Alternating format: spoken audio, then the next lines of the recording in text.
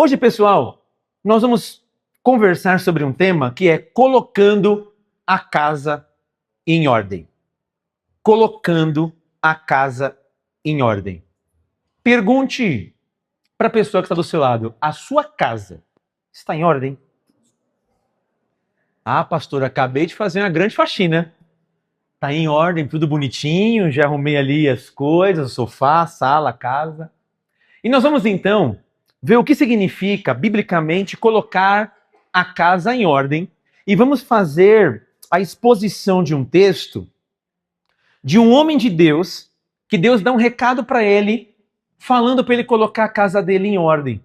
E a gente vai entender um pouquinho mais dessa história, e é uma história que particularmente eu gosto muito, que me acompanha esse texto, quase desde do início da minha conversão, que diz assim o texto da palavra de Deus. Então, por favor, gostaria que vocês abrissem as suas Bíblias no Antigo Testamento, no segundo livro de Reis, capítulo de número 20. Leremos do verso 1 até o verso de número 6. Segundo Reis, capítulo 20, versículo 1 até o verso de número 6. Se você tem uma Bíblia física aí, pega a Bíblia. Se você tem a Bíblia no seu celular, também pode pegar e abrir no seu celular. Ou tem um telão aqui para você poder também acompanhar. Mas um recado sempre que eu dou: crente tem que ter Bíblia física. Então, se você não tem Bíblia física, é uma oportunidade de você ter a Bíblia física. Os nossos irmãos que estão nos visitando aqui pela primeira vez, aí o Fernandão, o Telzinho, vocês têm Bíblia física? A gente tem Bíblia aí ainda? Ou não? Dá a Bíblia para eles. Até um presente para vocês aí levar para casa, lembrar da igreja. É um prazer receber vocês. Está aí uma Bíblia, ó, de presente para a família. A palavra de Deus, ela é um dos melhores presentes que a gente pode receber. Segundo Reis, capítulo de número 20, verso 1 até o verso 6. Diz o texto da palavra de Deus, subtítulo, lerei na versão NVI. A doença de Ezequias, subtítulo. Naquele tempo, Ezequias ficou doente e quase morreu. O profeta Isaías, filho de Amós, foi visitá-lo e lhe disse: assim diz o Senhor, ponha em ordem a sua casa, pois você vai morrer e não se recuperará. Ezequias virou o rosto para a parede e orou ao Senhor: lembra-te, Senhor, como tenho te servido com fidelidade e com devoção sincera. Tenho feito o que tu aprovas. E Ezequias chorou amargamente. Antes de Isaías deixar o pátio intermediário, a palavra do Senhor veio a ele: volte e diga a Ezequias, líder do meu povo, assim diz o Senhor, Deus de Davi, seu predecessor. Ouvi a sua oração e vi as suas lágrimas. Eu o curarei. Daqui a 3 dias você subirá ao templo do Senhor.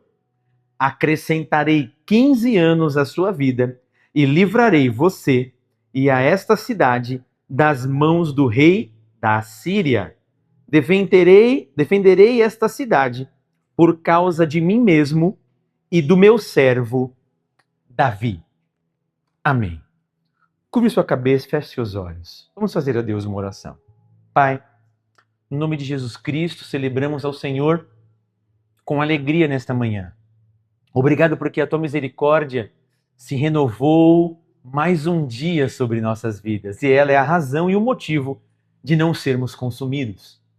Eu te peço perdão de todos os meus pecados que eu cometi no olhar, pensamentos, falar e nas minhas atitudes. Que o teu Espírito Santo possa falar aos nossos corações por intermédio de tua palavra, alinhando o nosso coração à tua vontade, que nos dá vida e vida essa com abundância. Derrama da tua graça e unção. Repreenda toda obra do mal, todo o jugo maligno de Satanás, tudo aquilo que venha nos distrair e vem querer nos roubar e sequestrar. A semente da tua palavra dentro de nossos corações se caia por terra. E fala conosco, por intermédio do teu Espírito Santo, através das Sagradas Escrituras, que é a tua palavra. Essa é a nossa oração, no nome de Jesus. Amém. E amém, Senhor Jesus. A gente acabou de ler aqui um texto onde mostra um dos reis de Judá, chamado Ezequias. Para que a gente possa entender um pouquinho o que está acontecendo nesse episódio, antes dele tinha um rei. Quem que era o rei? Era Acás, seu pai, relatado em 2 Reis, capítulo de número 16. Acás era o rei de Jerusalém, obviamente ali de Judá, porque o povo de Deus foi dividido em 2 reinos, o reino do norte e o reino do sul, o reino de Israel e o reino de Judá. E Acás era o rei de Judá, de Jerusalém ali, juntamente com todos os sacerdotes. Só que a palavra de Deus diz que Acás, ele não temeu ao Senhor e fez tudo que era detestável aos olhos de Deus. Ao ponto que quando Acás começa a reinar, o que ele faz? Ele faz alianças com quem não deveria fazer, com outros povos. Ele começa a colocar postes ídolos e imagens de idolatria dentro do templo e da casa do Senhor. E olha o que ele fazia. Além de colocar dentro do templo ali do Senhor para poder celebrar, ele fazia esses cultos pagãos dentro do próprio templo. Sacrifícios ao ponto de pegar um de seus filhos, mandar eles passar pelo fogo e sacrificar um dos teus filhos para um deus pagão. Mas espera aí, pastor, ele não era um rei de Jerusalém, o rei de Judá? Ele não era um homem de Deus? Sim, só que este homem de Deus, a Bíblia diz que fez aquilo que era mal aos olhos do Senhor. O seu coração se afasta de Deus e ele começa a fazer atrocidades achando que era normal. E olha que interessante, Acás, quando ele começa a reinar sobre Judá, ele tem 20 anos de idade. E ele reinou durante 16 anos, ou seja, ele morreu com 36 anos. Morreu novo, morreu muito jovem. Por quê? Porque o seu coração se afastou do Senhor. Então, ele fazia tudo o que o Senhor reprova. Pode fazer feitiçaria? Não, ele fazia feitiçaria. Pode fazer simpatia? Ele fazia simpatia. Pode adorar outros deuses? Ele adorava outros deuses. Ou seja, no meio do povo de Deus, tinha a adoração a Israel, mas também tinha adoração a outros deuses. E o Senhor não se agradava desse tipo de culto. Porque o Senhor falava, olha, somente ao Senhor teu Deus adorarás, somente a Ele servirás e somente a Ele prestarás culto. E Acás desviou o seu coração do Senhor, fazendo o que era mal aos olhos do Senhor. Então o que acontece? Acás morre aos 36 anos de idade. Precoce, né? Precoce. 36 anos de idade. Começa a reinar com 20. Reina só 16 anos, 36 ele morre. Quem que assume o trono? Ezequias. Só que a palavra de Deus diz que Ezequias, quando começa a reinar, ele faz aquilo que o Senhor se agrada. E quando Ezequias, filho de Acás, começa a reinar, ele tem 25 anos de idade. E a primeira coisa que ele fez, olha, meu pai se afastou dos caminhos do Senhor. Ezequias então entrou lá dentro do templo, chamou todos os seus súditos que trabalhavam ali e falava, tá vendo esses altares? Tá vendo esses postes ídolos aqui de idolatria, essas feitiçarias, essas imagens? Arranca tudo! Eles arrancaram tudo e ele falou, eu vou restabelecer o culto ao Senhor. Essas alianças que meu pai fez, alianças políticas, eu vou cortar também. Eu vou restabelecer nós como um povo santificado, uma nação santa e um povo eleito. Ou seja, ele faz completamente ao contrário. E a Bíblia diz que essa postura de Ezequias, ainda jovem, com 25 anos, agrada ao Senhor.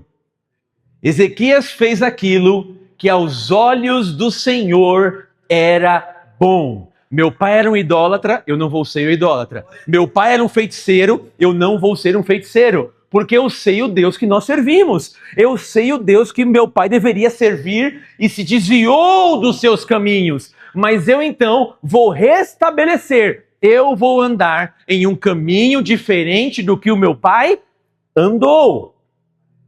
E ele reina, Ezequias, durante 29 anos. Então, se ele começou a reinar com 25 anos, e ele reina 29 anos em Judá e em Jerusalém, ele morre com 54 anos. Só que nesse interim, aonde Ezequias está restabelecendo um novo culto ao Senhor e trazendo de novo a ordem, o Império Assírio se levanta contra o povo de Deus, contra o povo de Judá. E o Império Assírio tinha como rei Senaqueribe, um homem implacável e sanguinário, que foram se levantar contra ele. E naquele momento, Senaqueribe começa a fazer várias afrontas e manda um dos seus comandantes para afrontar o povo de Deus, a qual Ezequias era o rei. Ao ponto que o comandante do exército assírio chegava para eles e falava o seguinte, olha, em 2 Reis capítulo 18, olha, vocês estão aqui? Seguinte, nós vamos invadir vocês, nós vamos conquistar, e vocês acham que o Deus de vocês vai livrar? Vocês acham que o Senhor vai livrar? Olha o que eu fiz com todas as outras nações. Sabe o que a gente vai fazer com vocês? Vocês vão comer as suas fezes. Ai, pastor, tá na Bíblia, viu isso daqui? Depois vocês podem ver, fezes ou excremento. Tá escrito, dependendo da versão que está na Bíblia.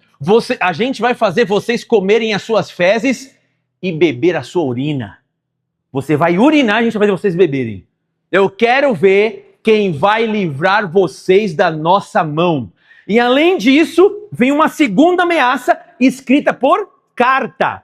Olha, essa daqui é a ameaça. Na hora que os súditos de Ezequias pegam essa carta e levam até ele, ele rasga suas vestes num sinal de humilhação, mas ele vai ao templo do Senhor fazer o quê? Orar. Ele pega aquela carta e apresenta diante de Deus. Senhor, olha o que está acontecendo aqui. Olha essa afronta que está acontecendo. Essa afronta não é contra a minha vida, essa afronta é contra o teu povo. Essa afronta é contra o teu reinado, Senhor, está aqui. E o Senhor usa então a vida do profeta Isaías para falar com Ezequias, dizendo, assim diz o Senhor, fique tranquilo, porque nenhuma flecha vai vir sobre vocês. E naquele momento, Deus envia um anjo e mata mais de 180 mil assírios. Só que no meio, pessoal, de todo este contexto de guerra, de batalha, o que acontece? Ezequias adoece de uma enfermidade mortal. Lembrando, ele tinha 25 anos quando ele começa a reinar, reina durante 29 anos com 54 anos, e a gente vai ver na Bíblia que Deus dá mais 15 anos de vida, a enfermidade dele vem quando ele tinha 39 anos. Então Ezequias, quando tem 39 anos de idade, ele começa a ter uma enfermidade mortal, que todo o seu poder aquisitivo, riqueza, não podia curar. Eu chamo os melhores médicos do Egito, os melhores médicos dos confins da terra para me curar. Ninguém consegue curar ele. E essa enfermidade vai piorando dia após dia. E a Bíblia diz, em algumas traduções, era uma enfermidade mortal. Uma enfermidade que não tinha remédio.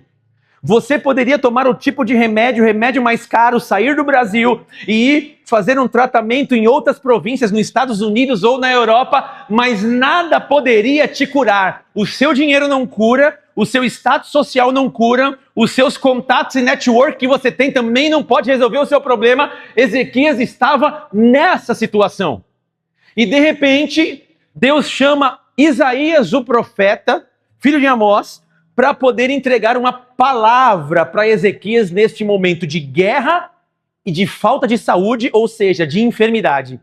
Isaías então entra pelos portões do palácio com o seu cajado, vai dando a paz para todo mundo que entra, porque crente é educado, né? Crente dá paz para os outros ou não? Fala assim, dá a paz aí para o seu irmão. A paz do Senhor, irmão, se eu não tiver a paz do Senhor. Vai dando a paz. Então imagina um alvoroço no palácio. Isaías, o profeta, está entrando. Isaías está entrando aqui para falar com Ezequias, porque o profeta significa porta-voz de Deus entre as nações. O profeta está entrando. Tem uma palavra para o rei. Eu tenho uma palavra para o rei. Imagina Ezequias lá, dentro do seu quarto, palácio, dentro do seu quarto, com aquela bela cama king size, grandona, aquele edredom que você coloca assim, fica 40 graus, sabe? Com aquele edredom todo bom ali, fala, Isaías, ô Ezequias, o profeta está aí para falar com você. Ufa, graças a Deus, o profeta está aqui, vai estar uma palavra de Deus no meu coração. Você se alegraria ou não? Você tem enfermidade mortal, o profeta está aqui para falar com você. Ufa, glória a Deus, orei tanto, meu. Deus vai me dar uma resposta à minha oração. Daqui a pouco, Isaías entra dentro do quarto de Ezequias, vê Ezequias em cima da cama, fala, tem um recado de Deus para você, Ezequias. Ah, é? Pode falar. Fala que teu servo ouve. Ele segurando o cajado, imaginando eu. Assim diz o Senhor, ordena a tua casa, põe ela em ordem, porque tu vai morrer e não vai viver. Tu vai esticar a canela. O quê? Você vai esticar a canela. Tá dado o recado.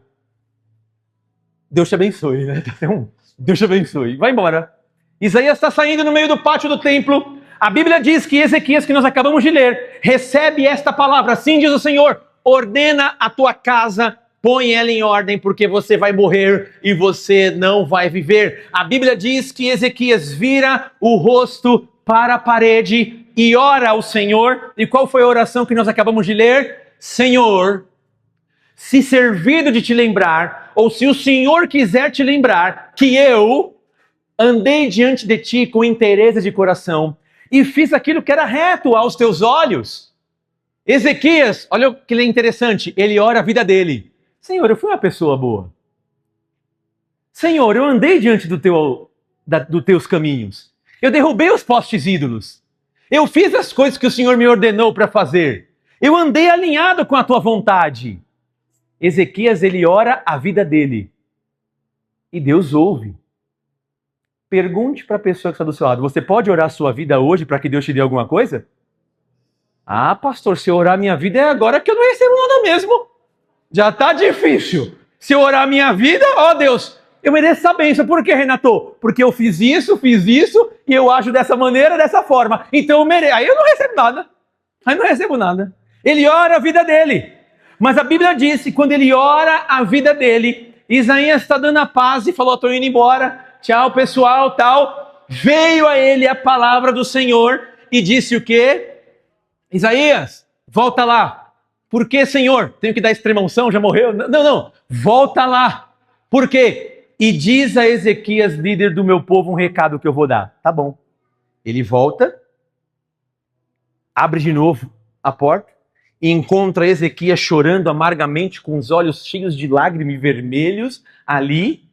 E Isaías, o profeta de Deus, tomado pelo Espírito Santo, fala o seguinte, assim diz o Senhor, ouvi a tua oração e eu vi as tuas lágrimas. Eis que eu te sararei e acrescentarei aos seus dias 15 anos de vida. Eu livrarei esta cidade, a qual você é o monarca e o rei, por amor de mim, o Senhor, e por amor de Davi, contra os assírios. Estava acontecendo tudo ao mesmo tempo. Contra os assírios, eu vou livrar você, eu vou te dar vitória. Essa enfermidade que era para sua morte, eu vou cancelar esta sentença de morte e acrescentarei aos seus dias 15 anos. E ele recebe essa palavra, ele tem 39 anos. Mais 15, 54. Ele morre então com 54 anos. Ele fala, mas qual que vai ser o sinal? O sinal que você vai no terceiro dia subir à casa do Senhor para poder celebrar e adorar. Eles fazem ali um emplasto de figos, passa sobre a úlcera e ele é curado. Não pelo remédio, mas mostrando uma intervenção divina. Aí Ezequias gosta de sinal, né? Todo mundo gosta de um sinal. Quem é que gosta de um sinalzinho? Levanta a mão. Uma confirmaçãozinha? Um livro cair, alguma coisa assim, sabe? Um vento. Ele pede o sinal. Pera aí. Mas qual que vai ser o sinal que o Senhor vai me curar? É o seguinte. É simples. Você pode escolher. Você quer que o relógio de casa do seu pai, que era terrível, é uma bênção, né? Para não falar outra coisa, que era uma bênção. Você quer que ele adiante 10 graus ou que ele retroceda? Ezequias pega e fala, não. Adiantar é fácil, eu quero que ele retroceda 10 graus do Sol, que era aquele relógio através da sombra, né, da luz solar, e o relógio então retrocede. Deus muda todo o processo do universo, retrocedendo até o sistema solar, para poder atender a oração do teu servo. Ele se arrepende. Aí, uma grande questão que pode vir dentro do nosso coração, mas o que é colocar a sua casa em ordem? Ele depois ora sobre a sua vida e Deus fala, coloca a tua casa em ordem, Ezequias, porque tu vai morrer e você não vai viver. Porque Ezequias, por mais que ele fazia coisas boas para o Senhor e cumpriu as ordenanças de Deus, Ezequias ainda era homem, era falho e tinha resquícios de algumas coisas ainda dentro de sua alma, ou melhor, dentro do seu coração, que são as fontes de todas as emoções. Aonde nós podemos encontrar isso? Pastor, olha o que diz o texto de 2 Crônicas, capítulo 32, versículo 25 e o versículo 26. Olha o que diz o texto. É essa mesma história com um pouco mais de detalhe. Ezequias, porém, tornou-se o quê? Orgulhoso e não correspondeu à bondade com que fora tratado. Segura aqui. Estou recebendo uma série de benefícios do Senhor. Estou recebendo uma série de bênçãos provindas do divino para a minha vida. E isso que eu estou recebendo da parte de Deus, ao invés de promover em mim um coração ensinável e humilde, muito pelo contrário, promove em mim um coração orgulhoso e altivo, um coração soberbo. E este coração soberbo faz eu não corresponder com aquilo que Deus queria para minha vida. Olha que interessante, tem um benefício, você tem que corresponder com esse benefício.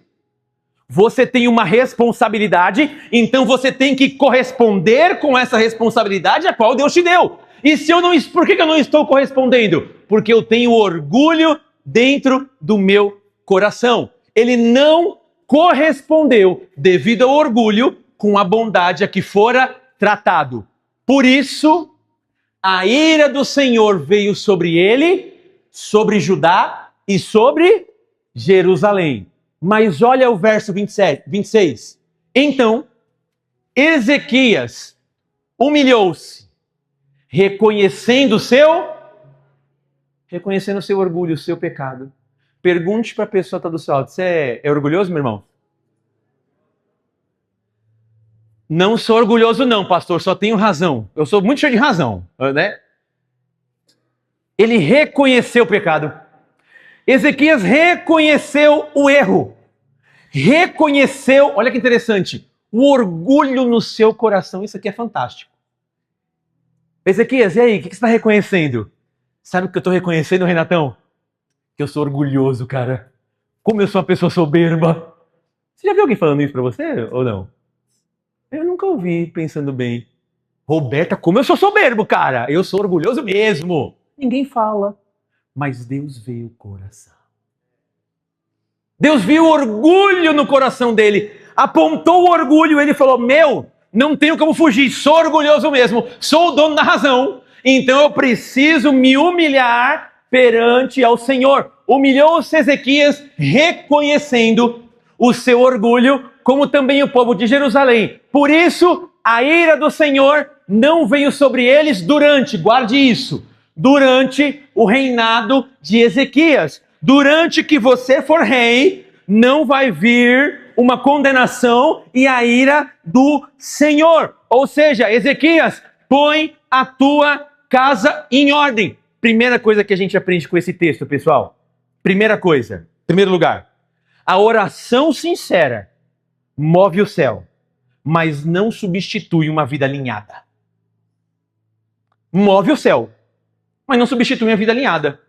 Eu posso receber grandes milagres de Deus, como Ezequias recebeu uma grande cura, um grande milagre, e mesmo assim estar com uma vida desalinhada diante do Criador. E ele fala, ordena a sua casa e põe ela em ordem.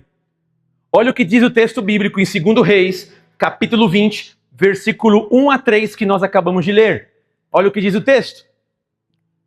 Naqueles dias, Ezequias ficou doente e quase morreu.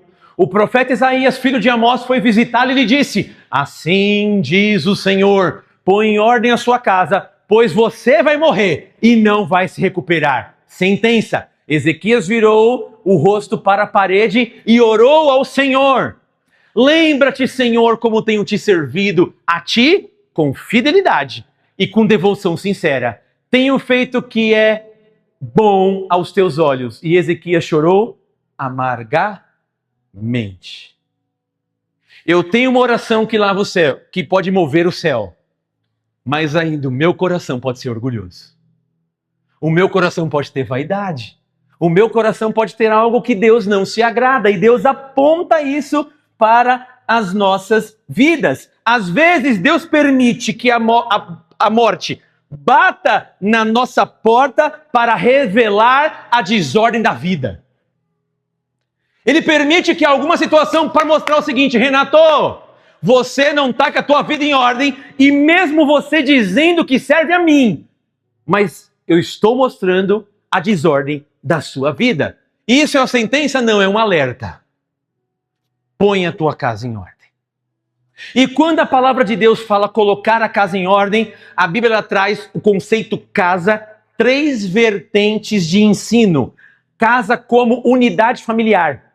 Minha família, estrutura, pai, mãe e filhos. A Bíblia também traz casa no conceito de casa espiritual. Coríntios e Paulo trabalham bastante essa ideia. Vós sois o templo, a casa do Espírito Santo, que habita em vós. Não sois de vós mesmos, mas de Deus. Então eu tenho casa, conceito família, minha família. Tenho casa, conceito eu como casa espiritual de Deus, aonde Ele me edificou e fez habitar em mim o Espírito Santo. E eu tenho a concepção de casa como estrutura física. Por isso que o Senhor, quando Salomão acaba de construir o templo, filho de Davi, que Davi tinha as mãos cheias de sangue, Deus não permitiu que ele construísse, mas Salomão acaba de construir, vem a glória do Senhor e falou: olha, agora a partir deste momento, todas as orações que se fizerem nesta casa, estrutura física. No Novo Testamento, Jesus pega, dá um chute em cada uma das barracas que estava na frente do templo, porque tinha os cambistas lá, né, vendendo uma série de coisas,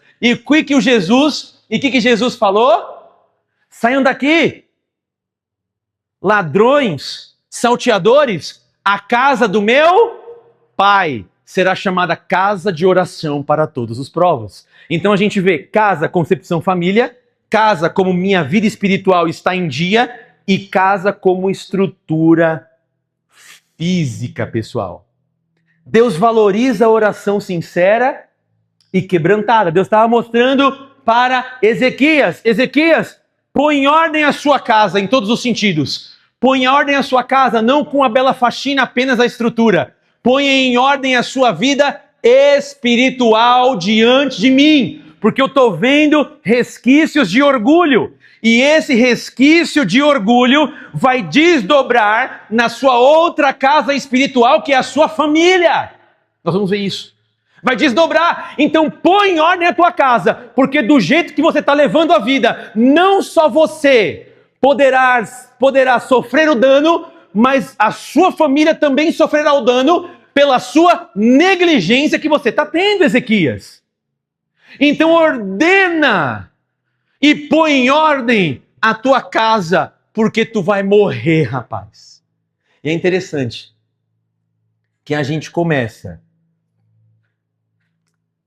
a pensar na nossa vida espiritual quando a gente está na beira da morte. Nossa, pastor, isso é pesado. Perde a saúde para você ver, e eu perco a saúde. Você lembra de Deus na hora. Na hora. A gente vai levando a vida. Só que às vezes a morte bate na nossa porta. Jesus, tudo perde valor. Imagina só, uma pessoa, vou dar um exemplo, foi fazer um exame. A pessoa foi lá fazer uns exames de rotina, acabou de fazer um exame de rotina, saudável, tá tudo bem e tal. vai para casa, tá batendo um papo com a família, toca o telefone. Oi, tudo bom? Oi, dona Judite, a senhora tá bem? Oh, tô tudo bem, tudo. Puxa, recebi os resultados do seu exame, viu? Vem aqui agora, porque o negócio é sério. Desligou o telefone. Como que ficou a dona Judite? Pelo amor de Deus.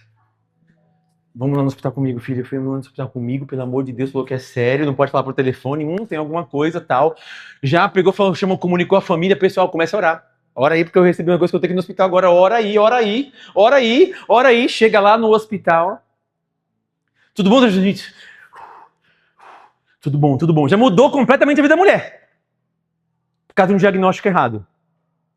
Tudo bom? Tudo. Ô, dona Judite, me desculpa, troquei os exames.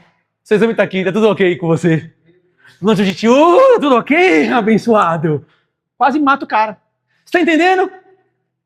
Às vezes, num estralar de dedos, ou estalar de dedos, nossa vida pode mudar. E é nessa hora que a gente pensa na nossa vida espiritual e na nossa família. Tudo perde o sabor. Imagine Ezequias então recebendo aquela palavra. Você vai morrer. Você acha que ele estava preocupado em conquistar casa? Você acha que ele estava preocupado em conquistar carro? Você acha que ele estava preocupado em portas abertas de emprego? Não. Quando a pessoa está diante da morte, eu valorizo agora o tempo que eu tenho de vida. Eu valorizo as pessoas com qual eu compartilho vida, que eu me relaciono. Eu não quero saber se eu vou ter carro, dinheiro ou não. Eu quero viver a vida com as pessoas que eu amo e que vale a pena viver essa vida que eu estou vivendo agora. Ezequias então tem uma promessa, você vai viver mais 15 anos, puxa, não adianta então eu planejar para mais 20 anos, não adianta mais eu planejar para mais 30 anos, porque eu só tenho que viver mais 15 anos que Deus me deu, então agora eu vou viver esses 15 anos da maneira correta, vou fazer esses 15 anos da minha vida valerem a pena, vou gastar meu tempo e minha energia com as coisas do céu, e isso seria teoricamente o mais correto e coerente a se fazer. Põe em ordem a sua vida espiritual. Põe em ordem a tua casa que está em desordem, a tua família está em desordem, teu casamento está em desordem, teus filhos estão em desordem, teus relacionamentos com seus irmãos estão em desordem, sua vida espiritual também está em desordem. Põe em ordem a tua casa. Fale para a pessoa que está do seu lado, a sua casa está em ordem, meu irmão? Sua família está em ordem? Tua vida espiritual está em ordem? Tua estrutura familiar está em ordem? Ah, pastor, então hoje é o dia que nós temos para nos alinhar na vontade de Deus. Porque a oração não é só para escapar da morte, mas é para alinhar a vida com um propósito eterno. Você e eu gastaremos tempo com aquilo que vale a pena, que é servir ao Senhor. Deus fala, Ezequias, você fez tudo certo, mas o seu coração tem orgulho. E o seu coração que tem orgulho vai acabar não só com você, mas com toda a sua geração. Porque você não está tendo sabedoria. E a palavra de Deus manda nós termos sabedoria. Aquele que não tem sabedoria, peça a Deus que dá e não lance em rosto, mas também o Senhor nos ensina a ter sabedoria contando os nossos dias, sabendo como a gente vive.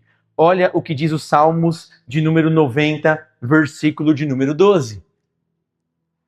Ensina-nos a contar os nossos dias para que o nosso coração alcance sabedoria.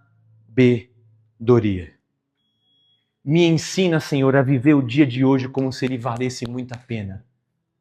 Me ensina a priorizar o que eu devo priorizar. O que nós devemos priorizar? A presença do Senhor em nossas vidas. O chamado que Deus deu para as nossas vidas. É isso que deve ser a prioridade na nossa vida. O Senhor.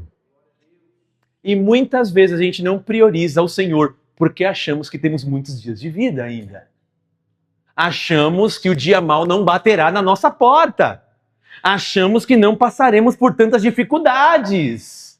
O dia mau chega e o salmista fala: me ensina a contar os meus dias. Eu tenho 24 horas por dia.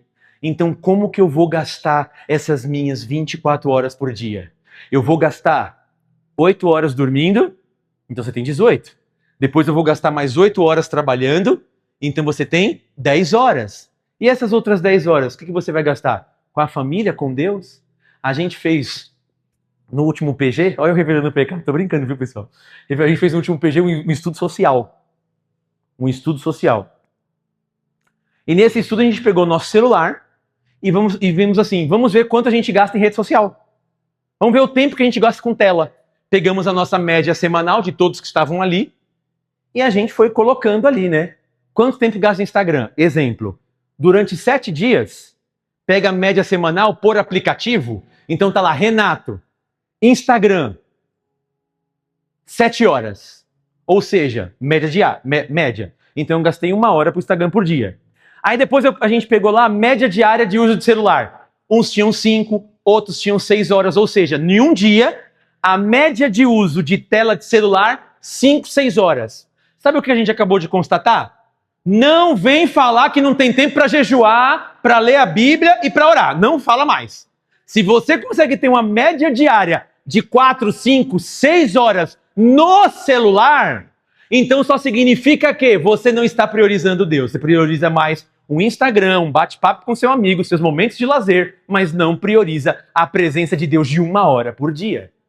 E é interessante porque cada um foi mostrando o seu, então você não tem nem desculpa para poder falar que não tem tempo. Aí vem aquela perguntinha, você está orando? A gente só perguntou isso, você está orando? Você está jejuando? Quanto tempo você está gastando com Jesus? Pergunte para a pessoa que está do seu lado, quanto tempo você gasta de oração por dia? Ó, já tira a oração indo para trabalhar no carro, tira isso. Tira a oração na hora do almoço, assim, rápido, tira tudo isso. Oração intencional. Pai, das 4 às 4h30, essa meia hora é tua. Não vem falar oração lavando louça, não. Quanto tempo você tira? Só revela que a nossa casa não está em ordem, que nossa prioridade não é de Deus. Simples assim. Pastor, dura essa palavra, mas vai salvar a sua vida e a minha. A gente não gasta tempo para Deus. Nossa prioridade não é Deus. A gente fala muito bonito de Deus. Fala muito bonito, mas nossa prioridade não é o Senhor. Senhor, põe a tua casa em ordem, Ezequias. Põe a tua casa em ordem, Renato. Principalmente a tua casa como vida espiritual. Porque se você não colocar a sua vida espiritual em ordem, Renato, vai alcançar a tua família. Toma cuidado com isso. Vamos ver o que acontece? Segunda coisa que a gente vai aprender. E última, a casa, segundo lugar. A casa só está em ordem quando o presente não destrói o futuro. A casa só está em ordem quando o presente, o tempo presente, não destrói o futuro. Olha o que diz o texto de 2 Reis, capítulo 20, que nós lemos, versículo 13 a 19. Preste atenção nisso. Preste atenção. Tudo aconteceu com Ezequias.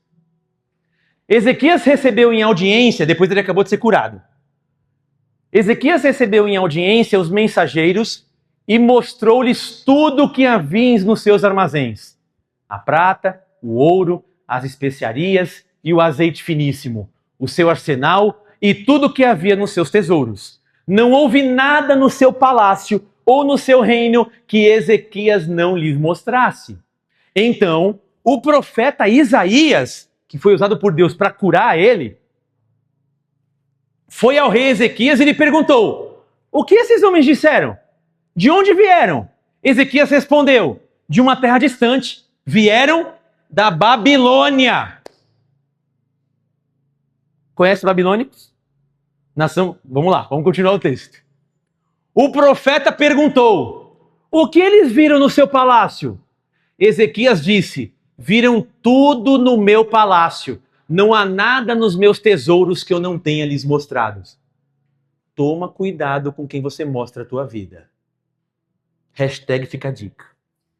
Vamos lá. Então, Isaías disse a Ezequias: ouça a palavra do Senhor. Virão dias em que tudo que se encontra no seu palácio, bem como tudo que os seus antepassados acumularam até hoje, será levado para a Babilônia. Nada restará, diz o Senhor. Preste atenção nisso. Verso 18. Alguns dos seus próprios descendentes, seus filhos, serão levados, e eles se tornarão eunucos no palácio do rei da Babilônia. Segura. O que é eunuco? Vão ser castrados. Sua descendência, seus filhos, por causa da sua negligência espiritual e com a tua família, vai perder a descendência. Você não vai ter mais filhos. Vai acabar. Vão ser eunuco. Você não vai ter história para contar dos seus avós. Vai acabar neles. Acabou. Olha o que Ezequias fala. Ezequias respondeu a Isaías: boa é a palavra do Senhor que anunciaste. Pois ele pensou. As pessoas pensam, mas às vezes não fala nada, né? Mas pensa. Pois ele pensou, ao menos haverá paz e segurança durante toda a minha... Por que ele tinha que colocar a casa em ordem? Porque ele se preocupava mais com ele e não com a tua família. Ele se preocupava com ele, mas não com a tua descendência. E às vezes nós nos preocupamos mais com nós do que a nossa família. A gente se preocupa mais com a gente do que com o nosso casamento. Nós nos preocupamos mais com a gente do que com os nossos filhos. Se a tua família não está em ordem, põe a tua família em ordem, Ezequias. Porque eu estou vendo que você faz coisas boas, você derrubou altares, mas essa fagulha de orgulho que você já reconheceu não te impediu de negligenciar a tua família, que foi um dos maiores bens que Deus te deu. Olha o que Ezequias falou, peraí, vai vir essa palavra? Boa essa palavra. Por que ela é boa? Porque no meu tempo, por enquanto, eu tenho só mais 15 anos de vida, vai ter paz e prosperidade. Se o outro se danar, do verbo danar, sofrer o dano, dane-se o outro, do verbo danar, de sofrer o dano. Não importa, no meu reino vai estar tranquilo, no meu tempo vai estar tranquilo, o que importa sou eu. Não importa se meu filho vai estar bem, não importa se minha família vai estar bem. Boa essa palavra. Peraí, Ezequias. Você está bem da cabeça? Você está falando boa é essa palavra? Você não vai ter descendência. Vão castrar o teu filho. Vão deixar eles inférteis, não vão poder mais produzir. Vai acabar a tua descendência. Porque você não colocou a casa em ordem, não está nem aí. Eu me preocupo comigo e não com o outro. Ou seja, Ezequias era egoísta.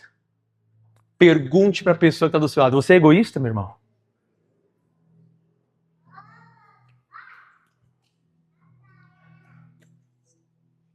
Respondeu Ezequias, ele não entende a gravidade da situação. Sabe o que acontece quando ele negligenciou a família dele? Ezequias, então, presta atenção, teve um filho. Quem que nasceu? Manassés. Lembram? Acás, pai de Ezequias, terrível, fez o que era mal aos olhos do Senhor, idólatra, feiticeiro. Ezequias, filho de Acás. Meu pai está completamente errado. Vou restaurar a adoração de Israel. Ótimo. Reino 29 anos. Morro com 54. Quem que assume o trono? Manassés. Preste atenção. Filho de quem? De Ezequias. Manassés, ele tinha 12 anos de idade. Guarde isso. 12 anos de idade quando ele começa a reinar, diz o texto. E ele reinou durante 55 anos. Ou seja, ele morreu com 67 anos. Faz as contas. Faz as contas. Ele começou a reinar com 12. Quanto tempo de vida Deus deu para Ezequias? 15 anos. Ezequias ficou doente com 39 anos. Deus deu mais 15 anos, morreu com 54. Quando Manassés nasce, Ezequias tinha 42. Já tinha passado por essa palavra. Deus estava falando para ele: toma cuidado com a tua descendência que ainda não veio. É para você cuidar deles. Deus estava mostrando para ele o futuro. E ele não se atentou. 12 anos, 42, tinha 12 anos, 54, morre Ezequias, ele começa a reinar. Ou seja, Deus mostra o futuro da tua casa. Tipo assim, ó, alerta, Renato, toma cuidado. Mas como que vai acontecer? Nem tenho esse filho ainda. Estou mostrando o futuro para você. Mas você é muito orgulhoso, não colocou sua vida espiritual em ordem. E se você não colocar sua vida espiritual em ordem, você não consegue colocar a sua casa em ordem. Guarde isso. Se a sua vida não estiver em ordem diante de Deus, a sua casa nunca estará em ordem. Nunca. Sabe o que aconteceu? 42 anos, já tinha sido a cura, negligenciou. Manassés começa a reinar. Filho de quem? De Ezequias, certo? Olha só o que acontece. Segundo Reis, capítulo 21. Eu vou ler esse texto. Eu preciso ler com os irmãos. Põe aí, capítulo 21. Segundo Reis. Manassés era filho de quem? Ezequias, certo? Acás, pai de Ezequias. Ezequias fez aquilo que era reto ao Senhor. Quem que vai começar a reinar agora? Manassés, filho de Ezequias. Que Deus falou o quê? Põe a tua casa em ordem. Pergunta só mais uma vez pro seu irmão para frisar. Sua casa está em ordem? Sua casa diante de Deus está em ordem? Sua família está em ordem? Só pergunta, não precisa responder. Vamos ver como que era Manassés? Filho de Ezequias. Homem de Deus, tá? Homem de Deus. Eu quero ler esse texto com vocês. Manassés tinha 12 anos de idade quando começou a reinar. E reinou 55 anos em Jerusalém. A mãe dele chamava Efziba.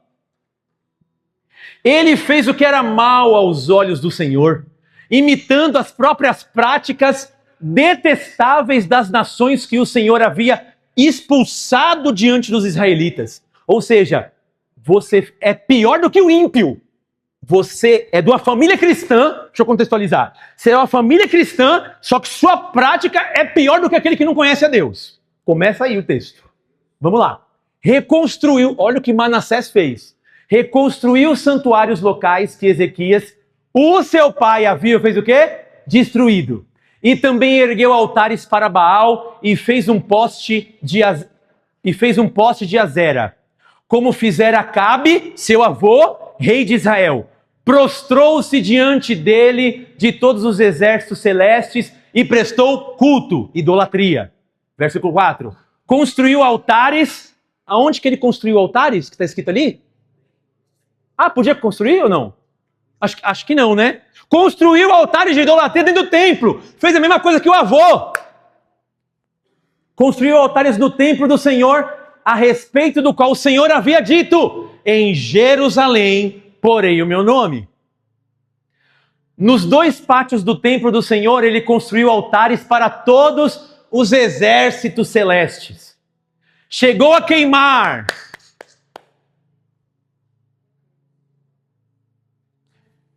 Desculpa, filho de crente. Tá na Bíblia isso aqui ou não? Estou lendo alguma coisa errada. Filho de crente.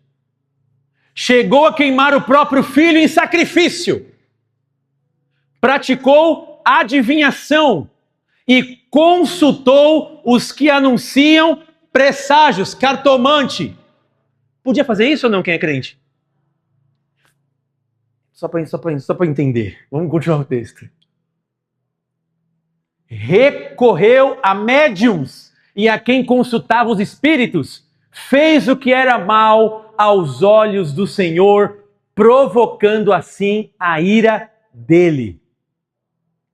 Ele tomou a imagem de Azera que havia feito e colocou no templo do qual o Senhor tinha dito a Davi e ao seu filho Salomão: neste templo e em Jerusalém, que escolhi diante de todas as tribos de Israel, porei o meu nome. A casa do meu pai, Jesus disse, será chamado casa de oração para todos os povos. Verso 8. Não farei os pés dos israelitas andarem errantes novamente, longe da terra que dei aos seus antepassados, se não somente tiverem o cuidado de cumprir tudo que eu ordenei, isto é, toda a lei que o meu servo Moisés lhes deu. Eles só precisavam obedecer à Bíblia. Verso 9. O povo, porém, não quis ouvir. Manassés, o quê? Quem que desviou? O povo? O meu testemunho desvia outras pessoas. O meu testemunho desvia. Eu posso ser um agente do diabo, mesmo dentro da igreja, para desviar as pessoas da fé. Por quê? Mas por quê, pastor? Pelo meu testemunho de vida. O meu testemunho não diz e não está alinhado com aquilo que eu creio. Ou expresso e falo acreditar e crer. Desviou o povo a ponto de fazerem pior do que as nações que o Senhor havia destruído diante dos israelitas. Verso 10. Então o Senhor disse por meio dos seus servos, os profetas: Manassés, rei de Judá, cometeu essas práticas detestáveis. Agiu pior do que os amorreus que o antecederam, e também levou Judá a pecar contra os seus ídolos.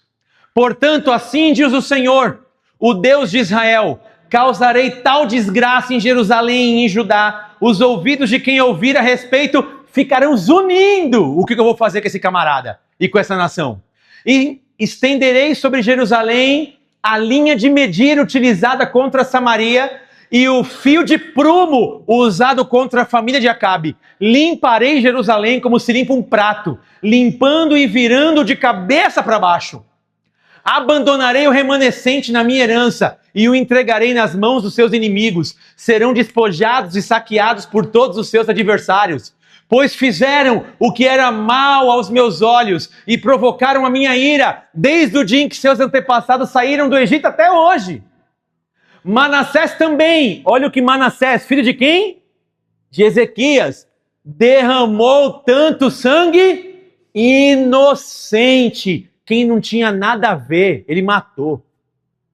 Que encheu Jerusalém de um extremo a outro. Além disso, levou Judá a cometer pecado e a fazer o que era mal aos olhos do Senhor. Depois vocês podem ler de novo. Mas pastor, filho de crente, Manassés, Ezequias, Acás. Põe tua casa em ordem, Ezequias. Vou te dar vida, vou mover os céus. Mas toma cuidado, se a sua vida espiritual não estiver alinhada, e toma cuidado com a tua casa. Se ela não estiver alinhada, você vai ver o que vai acontecer. Ele dá ouvidos? Não. Na minha casa vai acontecer alguma coisa? Vai. Mas vai ser no meu reinado? Não. Vai ser com o seu filho. Estou preocupado com o meu filho. Ele que toma a decisão dele. Parece que Manassés, seja sincero, tinha raiva do pai, né? Parece que Manassés tinha raiva do pai. Tudo que meu pai fazia de certo, eu fazia errado. Meu pai tirou o poste ídolo de idolatria, vou colocar idolatria. Meu pai tirou os altares de imagem, vou colocar imagem. Tudo que o pai fez, ele fez completamente ao contrário. Porque ele não tomou conta da sua família. Fale para a pessoa que está do seu lado. Alinha a tua família. Alinha a tua família. Como que eu faço para alinhar minha família, pastor? Primeiro momento, alinha a tua vida espiritual com Deus. Gaste tempo intencional com Deus. Gaste tempo lendo a palavra do Senhor. Mas por que ele não conseguiu alinhar o seu coração e, consequentemente, a sua família? Porque o coração dele era orgulhoso. E o orgulho, a Bíblia diz, que faz a gente cair. Provérbios 16, versículo 18, olha o que diz o texto da palavra de Deus. O orgulho vem antes da destruição. O espírito altivo antes da queda. Antes de alguém ser destruído, Antes de alguma calamidade acontecer, a pessoa foi soberba, foi orgulhosa. Então, nessa manhã, que a gente possa tirar o orgulho do nosso coração, que vem bem tranquilo, esse mesmo orgulho que influenciou Lúcifer, o anjo de luz, que virou a antiga serpente, Satanás, porque o orgulho dentro do seu coração, diz Jeremias e Ezequiel, que fez ele querer ser mais do que Deus, e Deus colocou ele por estrada de seus pés. O pecado do diabo, que hoje é o diabo, que é o adversário, aquele que luta contra, foi o orgulho. Que a gente possa nos se livrar desse pecado, do orgulho. E Jesus possa nos dar graça para nos limparmos a cada momento. Se coloque de pé, nós vamos orar.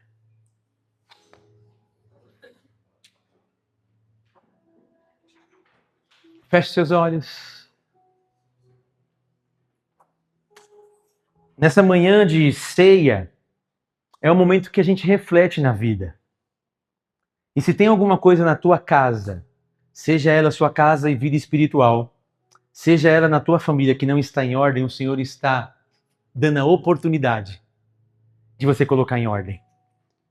Coloque em ordem sua vida espiritual. Como que eu coloco em ordem minha vida espiritual? Lendo mais a Bíblia intencionalmente. Falando com do amor de Deus. Cumprindo o chamado. Como que eu coloco a minha família em ordem? Conversando. Tenha conversas difíceis. Tenha conversas difíceis. Porque às vezes a gente acha que vai resolver as coisas sem conversa difícil. Não resolve nada. Tem que ter conversa difícil. Puxa, eu não queria fazer isso aqui com a minha família, vou ter que conversar. Ah, eu vou ficar desconfortável, mas eu preciso colocar a minha casa em ordem. Preciso ter conversas difíceis. Mateus 18 diz isso. Seu irmão pecou contra você, sabe o que você tem que fazer? Chega nele e conversa. Ah, mas não quero conversar não. Conversa. A Bíblia diz, Mateus 18. Se ele te ouvir, ganhou seu irmão. E se ele não te ouvir, chama mais 2 testemunhas e conversa de novo. Se não te ouvir, leva para a assembleia. Se não ouviu na assembleia, deixa quieto, considera como um pagão que não é servo de Deus. Porque servo de Deus tem que ter conversa difícil, tem que perdoar. Aprenda a perdoar, meu irmão. Fala para a pessoa que está do seu lado. Aprenda a perdoar. Se você quiser ter comunhão com Deus. Simples assim. Como assim, pastor? 1 João. Se você diz que ama a Deus, que não vê, mas odeia o irmão que está do teu lado, para com isso. Você não ama a Deus nada. Se o irmão que você está vendo, enxergando, se relacionando todo dia, você não ama, fala que ama a Deus, a mim que você não vê, ama nada, hipócrita. Que a gente não seja hipócrita. Que a gente possa amar verdadeiramente com o amor de Jesus. Colocando minha casa em ordem, tendo conversas difíceis com a minha família para alinhamento. Isso aqui não tá legal, vamos orar. Vamos ver o que a Bíblia diz isso daqui, nesse comportamento. Vamos orar. Vamos ver o que a Bíblia diz. Vamos se alinhar. Ah, não concordo. É a Bíblia. Nosso manual de fé e prática. É aqui que vai reger. Nós, como servos de Deus maduros, não somos levados por emoção. É o que a Bíblia diz. Nossas emoções vão nos trair. Mas, pastor, se eu for conversar com a minha família, com os meus amigos, vai ser muito difícil. Eu não estou sentindo no meu coração. Não espere sentir no seu coração, porque a Bíblia diz, enganoso é o coração mais do que todas as coisas. Quem o conhecerá? Eu, o Senhor, que esquadrinho o coração. Então nunca vem falar assim, ó, não estou sentindo, não está no meu coração. Ótimo, por isso que você deve fazer, porque o seu coração é enganoso. Fale para a pessoa que está do seu lado, seu coração é enganoso. Não siga ele.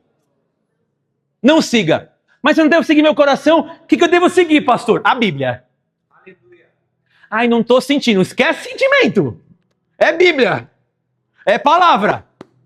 É a Bíblia. Porque os nossos sentimentos sempre vão querer nos sequestrar.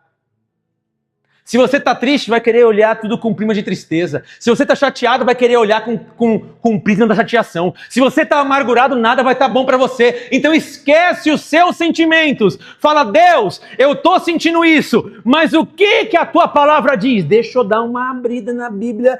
É isso que eu tenho que sentir. Mas está sentindo, Renato? Tô nada. Então o que eu faço para sentir isso que a Bíblia está falando? Vou orar. Jesus me faz sentir isso, porque eu estou com uma raiva aqui agora. vontade de esganar, dá 2, 3 tapão, mas me dá graça. É assim que a gente luta contra a nossa carne. Só que a gente quer lutar com a carne, com a nossa racionalidade. Com o que a gente pensa, tô achando assim, vou montar estratégia. Para com isso. A estratégia de Deus, a Bíblia fala que as nossas armas são poderosas em Deus. Para desfazer as fortalezas que estão na nossa mente, para mudar a nossa mente. É a Bíblia, é a palavra. Que Deus tenha misericórdia de mim, primeiramente, e de vocês também. Porque a gente vai colocar agora a nossa casa em ordem, pedindo perdão para Ele, através da nossa oração. Feche seus olhos agora e ore.